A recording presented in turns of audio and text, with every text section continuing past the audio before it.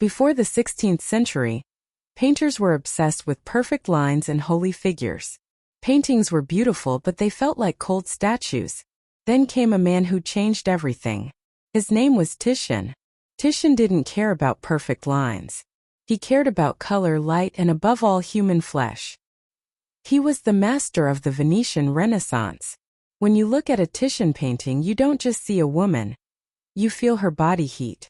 You can almost touch the soft velvet, smell the perfume, and feel the pulse beneath the glowing skin. He discovered that by building up thin layers of oil paint, he could make human skin look breathtakingly alive and deeply sensual. He brought art down from heaven and dragged it into the bedroom.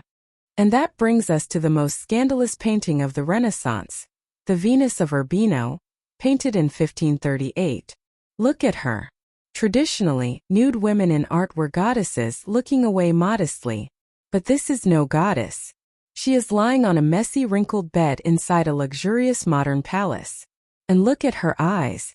She is staring directly at you, the viewer, with absolute, unapologetic confidence. Many art historians believe she was not a mythological figure, but a high-class Venetian courtesan, a sex worker for the ultra-rich.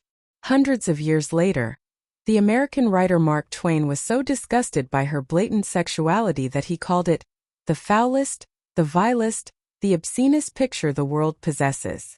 Titian had invented the modern erotic female nude. He created an image of a woman who was entirely aware of her own sexual power. Because he could paint humans looking so powerful, alive, and flawless, every king, pope, and emperor in Europe wanted to be painted by him. Titian became the ultimate superstar, the CEO of the 16th century art world. He was incredibly wealthy and ruthlessly ambitious. The legend says that while Titian was painting the most powerful man in the world, the Holy Roman Emperor Charles V, Titian dropped his paintbrush. Instead of calling a servant, the emperor bent down and picked up the brush himself, saying, "Titian is worthy to be served by Caesar." He was untouchable. He painted the brutal psychology of power so well that looking at his portraits is like reading the minds of history's greatest dictators. But as Titian grew old, his perfect, beautiful world collapsed into darkness. In his final years, a devastating plague hit Venice. Surrounded by death, his painting style radically changed. Look at one of his final masterpieces, the Flaying of Marsyas. It is a brutal myth about a satyr being tortured by a god. Gone is the flawless, glowing skin of the Venus. Instead, the canvas is a muddy, bloody nightmare. The brushstrokes are chaotic, violent, and messy. He painted it with his fingers, smearing the thick paint onto the canvas like real blood and flesh. The man who taught the world how to paint perfect beauty ended his life by painting horrific, meaningless suffering.